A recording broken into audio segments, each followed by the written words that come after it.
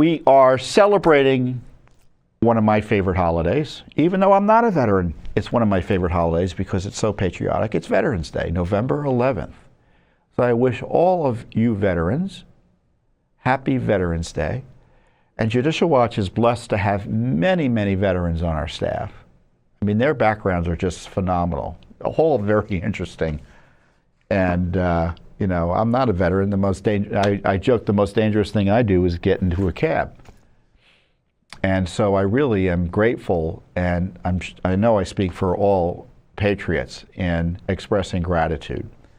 And one of my favorite speeches I've read here, but I like going back to it, is a speech that Ronald Reagan gave on Veterans Day back in 1985, which is what now, 30 years ago? Almost 30 years ago. And this speech, you know, well done political speeches always speak across the ages, right? And so you go through the speech, and maybe we'll provide a link below to you.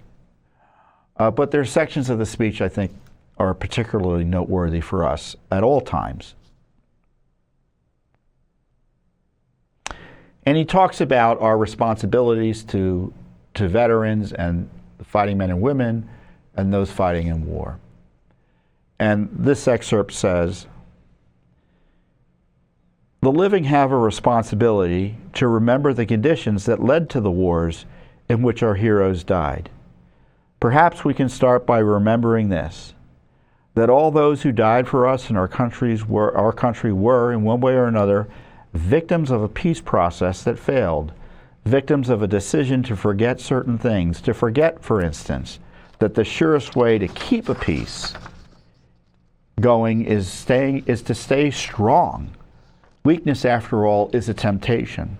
It tempts the pugnacious to assert themselves, but strength is a declaration that cannot be misunderstood. Strength is a condition that declares actions have consequences. Strength is a prudent warning to the belligerent that aggression need not go unanswered." So as we transition to a new administration, and I know the debate between Trump policies and the current establishment, transnational establishment policies, this is a core issue, right? Very conservative Reagan-esque approach. And I hope we get more of this approach in all of our foreign policy, not even with the new Trump administration. But as we discuss public policy and we talk about all these cultural issues and not only its impact on our lives domestically, but foreign policy-wise, Reagan again has a wonderful description at the issue and the prayer that we should all ask. God, the prayer and the grace we should all ask from God. He notes we endanger the peace, and I would argue that's the domestic and a foreign affairs issue, and confuse all issues when we obscure the truth, when we refuse to name an act for what it is, when we refuse to see the obvious and seek safety in Almighty. Peace is only maintained and won by those who have clear eyes and brave minds.